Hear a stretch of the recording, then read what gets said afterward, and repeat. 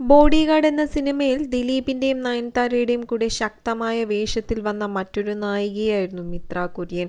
വിവാഹശേഷം മിത്ര സിനിമയിൽ നിന്നും മാറി നിൽക്കുകയായിരുന്നു.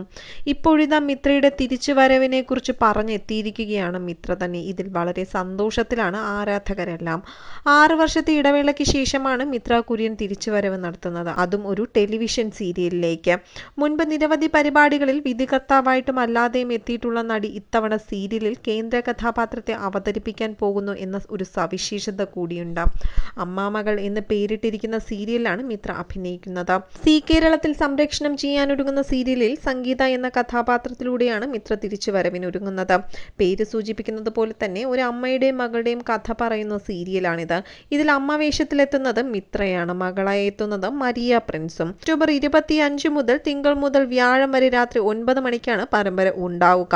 ഇതൊരു താളം തെറ്റിയ താരാട്ട് എന്ന തലവാചകത്തോടെയാണ് സീരിയലിന്റെ പോസ്റ്റർ റിലീസ് ചെയ്തിരിക്കുന്നത്.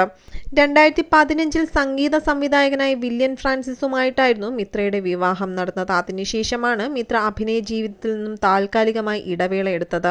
വർഷങ്ങൾ നീണ്ട പ്രണയത്തിലൊടുവിലായിരുന്നു ഇരുവരുടെയും വിവാഹം നടന്നത്.